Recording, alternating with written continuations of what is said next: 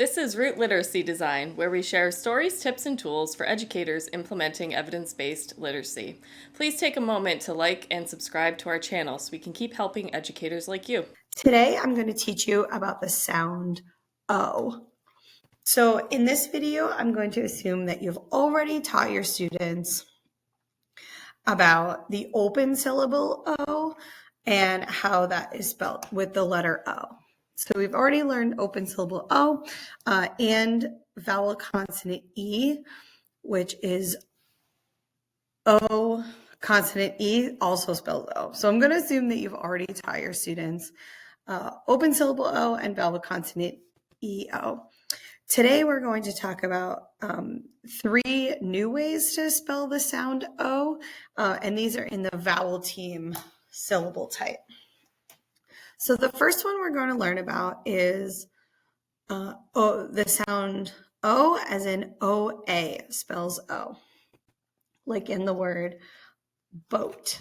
So we would show my students the card. It would say OA boat O. And I would prompt my students to know that OA is spelled O at the beginning or middle of the word.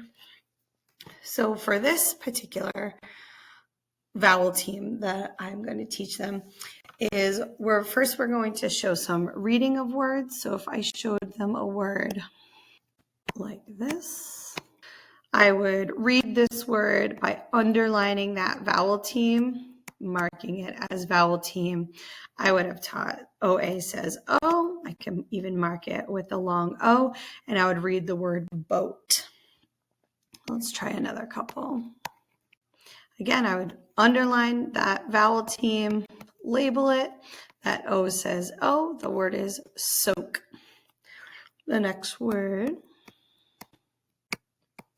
underline the vowel team, mark it. OA says O. The word is toad. And let's try one more. Underline that vowel team, mark it.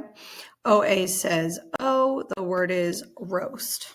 All right, so that's how you would read words with OA.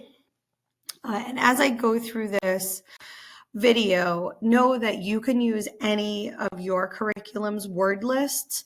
Root Literacy Design is not a curriculum. We're just here to help show and help facilitate different ways that you can use the strategies, but you can use any word list as long as those words have that OA vowel team in them. So feel free to use whatever your curriculum's word lists are. All right, so for next, I'm going to model how you would spell words with the sound O using OA. So in my lesson, I would be sure to tell my students that today when you hear the sound O, you're going to spell it with the sound OA. So in this particular activity, I'll prompt my students to tap their fingers, or if they are a student who likes to use maybe like a poppet to connect the sounds, they can use that, or felt or beads. However your students use tapping, please feel free to use whatever method it works best for you. So for the sake of this video, I will draw a dot so you know that is simulating me tapping on my fingers.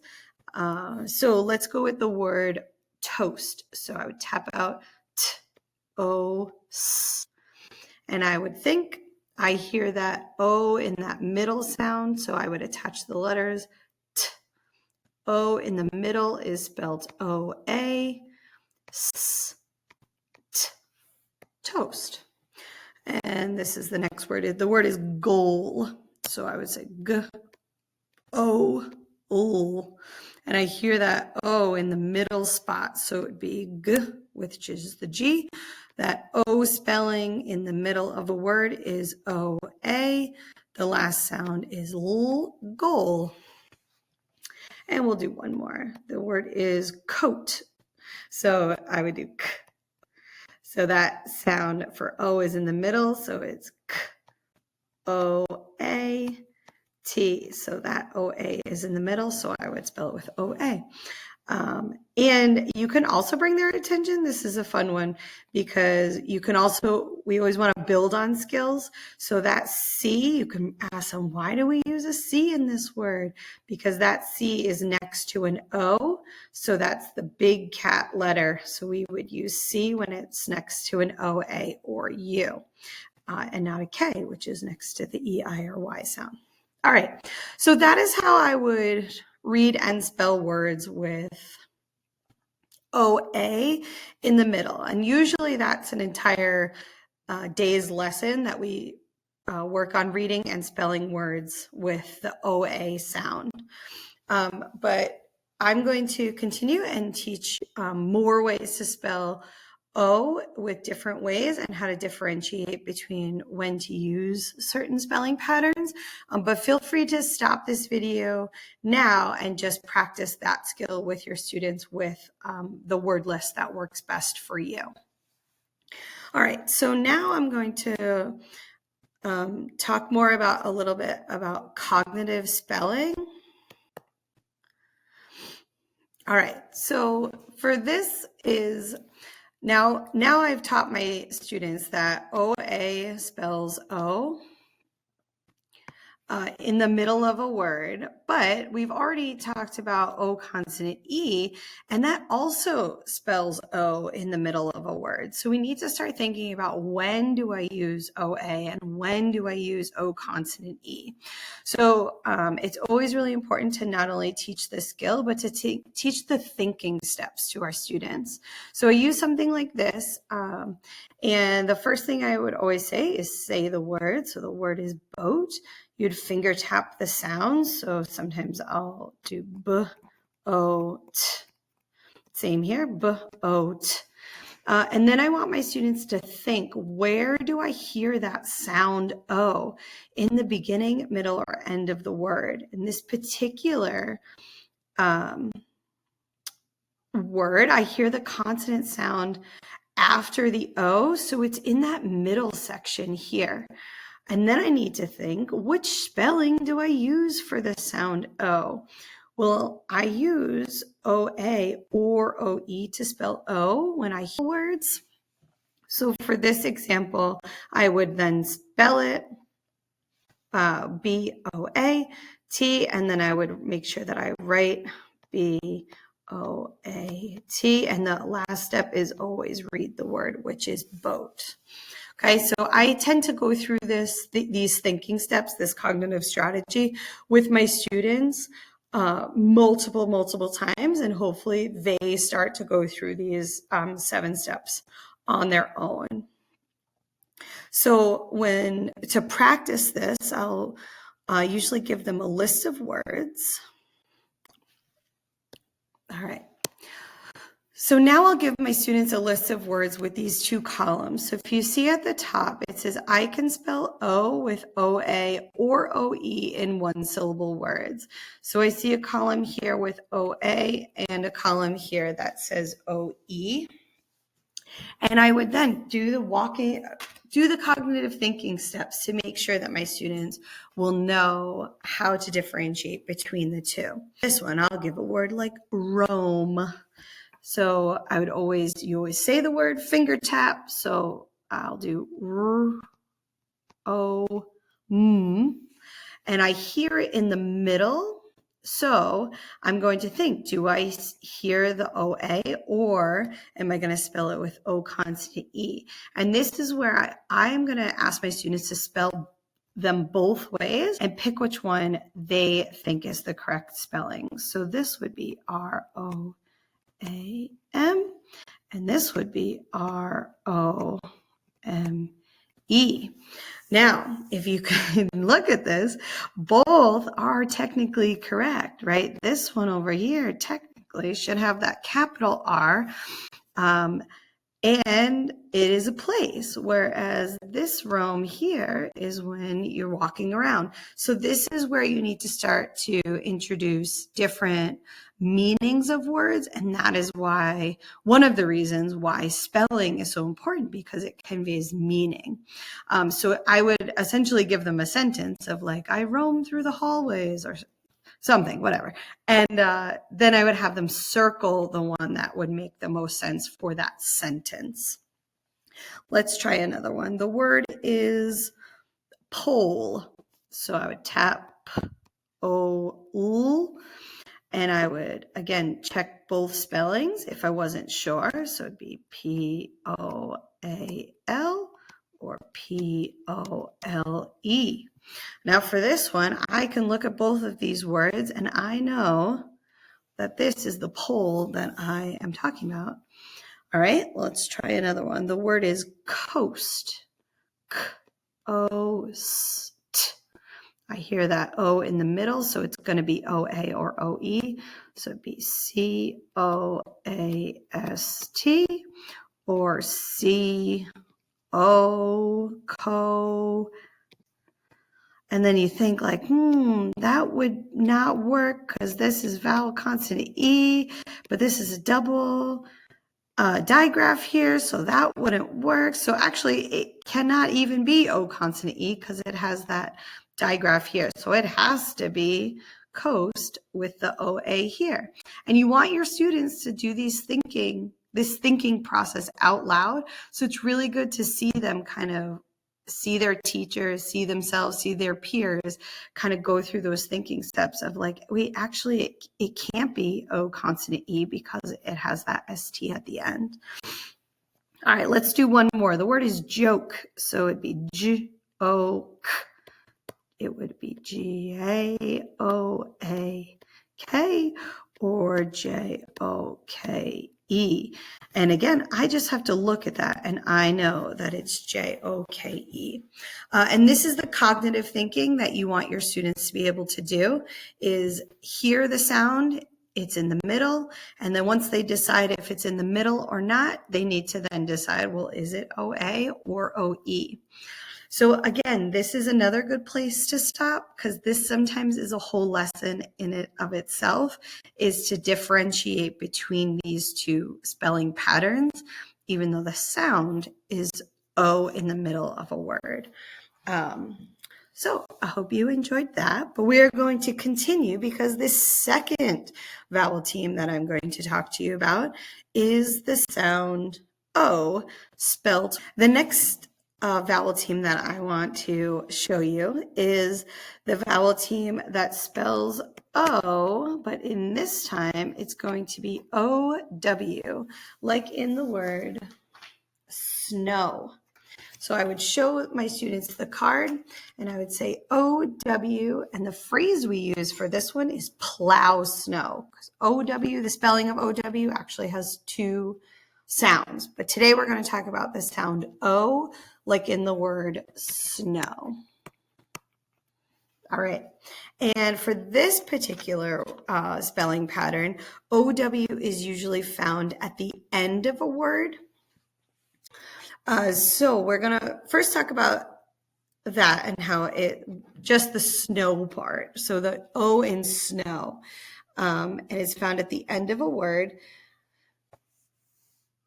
So let's practice a couple. I would underline O-W, and that's a vowel team, snow. Underline the vowel team, mark it. The vowel team says, of O-W says, oh, the word is row. Underline the vowel team, mark it. When I see O-W at the end of the word, flow. So that's how I would read words with O-W. And again, you can use whatever word list your curriculum uses. So just check out whatever your curriculum is using, whatever word list is using. Just know that this video is going to help with O. The sound O is spelled O-W in this particular part of the video. All right, so the next thing that I want to show you is that sometimes for O-W, there is also a time when you would, O-W is also spelled with, is used in the middle of a word, but it's only before certain letters. So it's before the letters L, N, and TH. And this is going to help preserve meaning. So if I have the word grow, I see that O is at the end of the word. So I would spell it with OW.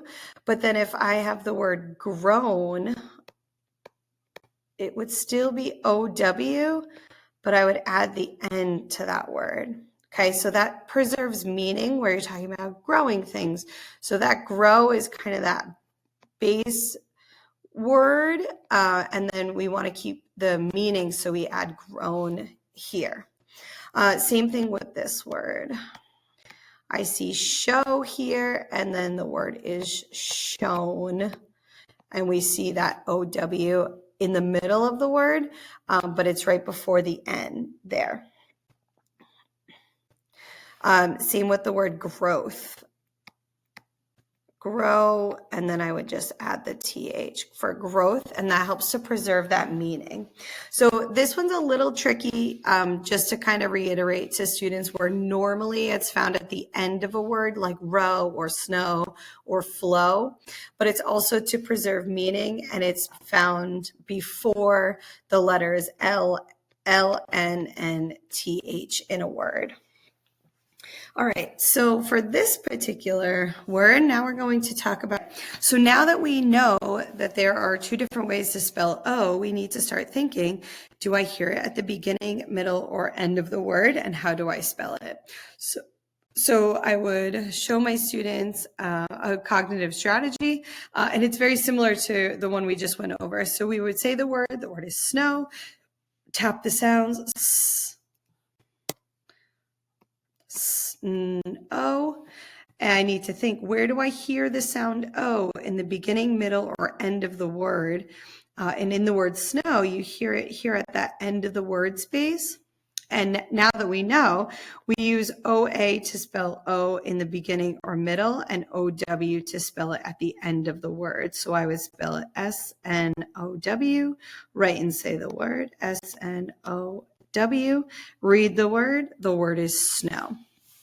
And I would do a very similar worksheet where I would kind of see if my students knew and could hear where the sound O is.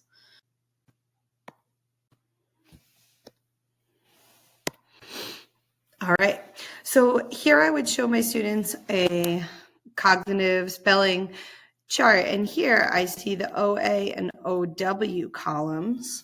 And we can do a couple to practice. So the sound or the word is moat. So I would tap it out, M-O-T. Attach the letters M-O-A-T, or I wouldn't write anything here because it is not a word that I don't hear the O at the end of the word. I just hear it in this middle section. So I would put it in the OA column. All right, the next one is slow. So I'd tap S-L-O, and I would think, where do I hear that sound? It's at the end of the word. And if it's at the end of the word, I have to write it in this column. So the word is slow, S-L-O-W. The next word is crow, K-R-O. I hear it at the end, so that would be in this column, C-R-O-W for crow. The next word would be cloak, L-O-K. I hear it in this space here, so I know that it would have to be the O-A, C-L-O-A-K, cloak. Let's do another couple. The word is soap, S-O-P. I hear that O in the middle, so it would be in this OA category, S-O-A-P. And last one is glow, G-L-O. I hear it at the end, so it goes in my OW category, G-L-O-W for glow. And again, please use your curriculum's word list to kind of differentiate words that have OA in the middle of the words, OW at the end of the words, So you can kind of start to see if your students can start to use their cognitive strategies of hearing the words, where is the sound. And the third way to spell O is O-O-E in a word. So this is another vowel team. We use the word toe as the signal word. So the card says O-E, toe, O, and I have my kids use that as the word to remember. And if you can see here, it's at the end of the word also. This is the least common spelling of O at the end of a word. It can usually be found in one syllable words, usually with only about 3 letters, like in the word toe. Or let's see this word here for reading words. I see O-E, it's a vowel team. I know that O-E says O, the word is Joe. And this word here, I see that vowel team of O-E, that O says O, so this is the word dough. And again, you can use that cognitive spelling to try to have your students differentiate if it is O-E, because that's at the end, or O-W.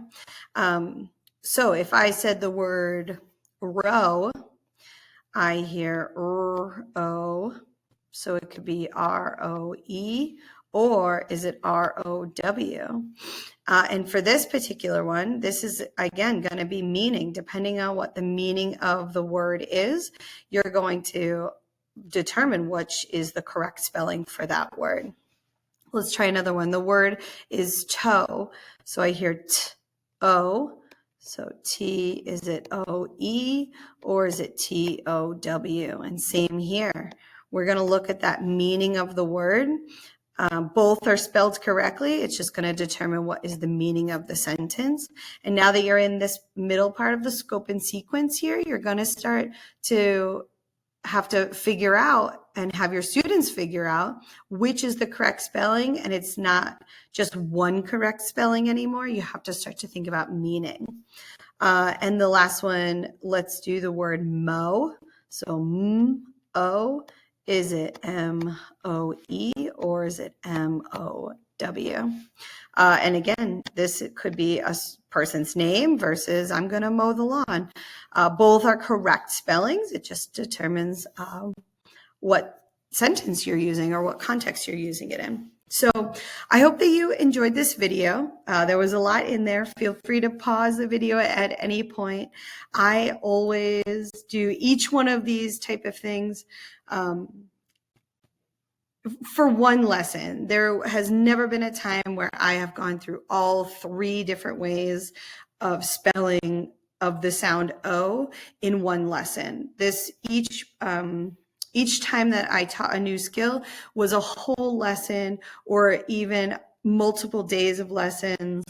So you're the expert of your own classroom. If your students need more time to do that cognitive spelling between 2 different ways to spell the sound, then do that. So thank you so much. I hope this was helpful.